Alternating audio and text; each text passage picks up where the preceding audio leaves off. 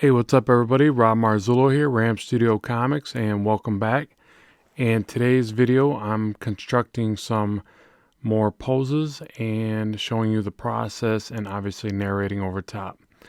So, working inside of Sketchbook Pro here on my Ram Studio Comics template that I like to use, and just start, roughing out a basic character. I always start with a basic pose or two just to get a feeling for, you know, the way that I like to draw it and sketch out the anatomy. So, here's a typical superhero pose. I'm throwing some basic faces and stuff like that.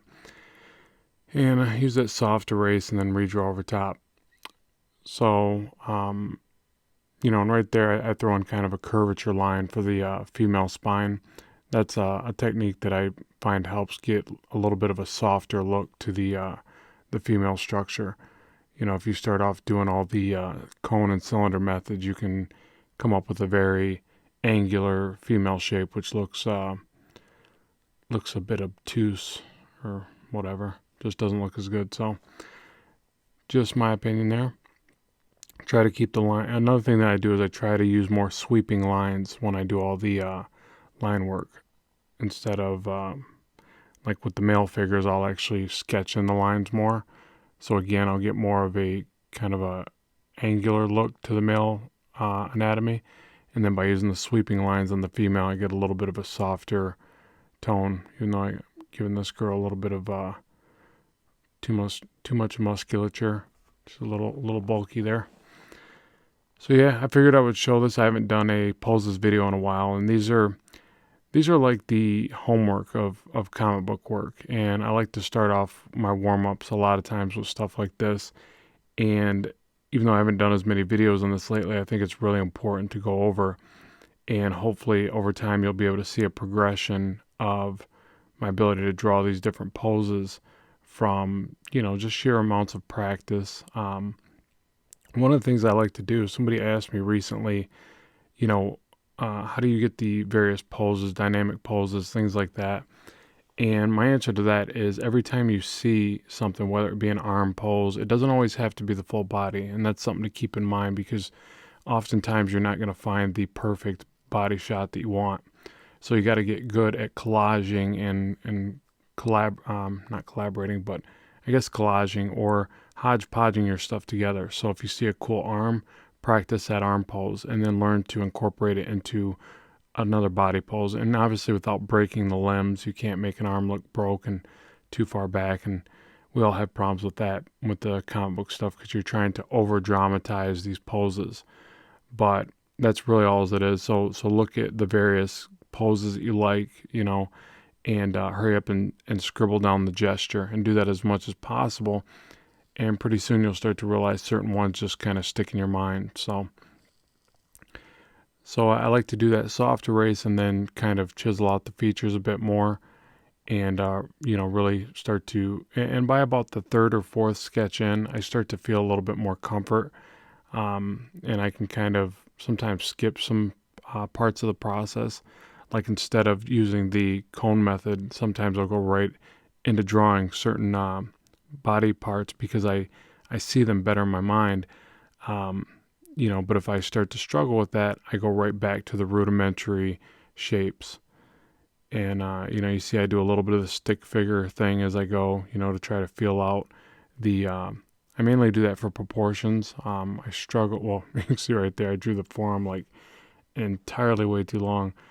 And that's one of the reasons why I've kind of gravitated towards digital is the ability to quick edit my work and I have a bit of a weak eye for proportions. So I utilize the ability to, eventually spot the mishaps and then maneuver them around.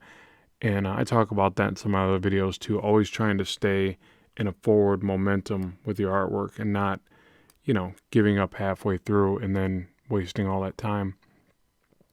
So here again, if you see the line appear and disappear, and I keep doing that, it's because I'm doing one kind of swooping method. Again, I use that for the female body more because it gives a more sensual or smoother look to the line work. And try it out, see if you like it. I I really do mix a lot of techniques. I don't stick to just one thing. I kind of try, you know, a mixture of those various techniques. And, certain things work in certain areas and other things just don't. And we're all going to, it's going to appeal to each one of us differently. So you got to try everything yourself and see what resonates with you. So I was just trying to get some of those flowing strands. Something to keep in mind too. Always do those little flicks at the end of the hair. I can't remember what artist it was that I studied, and they said that, I think it was David Finch maybe, it said something about those are like called beauty lines or something like that. Check out his videos so you'll know what I'm talking about there. But I thought that was pretty cool, so I make sure to do that in the hair now. I do the little flicks at the end. And here I was trying to get a little bit more of a, just trying to work out a different type of pose, something where he's like, I don't know, maybe a car is coming at this guy and he's freaking out, but it actually came out looking a little too stiff. I probably should have reworked it another time or two. And just so you know, I oftentimes overdraw the anatomy on these characters. I do that because it's a lot easier to study your anatomy that way, get good at it, and then throw clothes over top, so it's better that you first get that foundation down by, again, overdrawing the anatomy. It's like he's flexed, every part of him's flexed, and that's a little ridiculous, but it's better to at least for me, it's better to practice that. I end up drawing this really horrible face here, so forgive me. I kind of keep trying to save it, and I'll try to save something about, I don't know, 3 times, and then I'll erase it all together if I just can't get it right.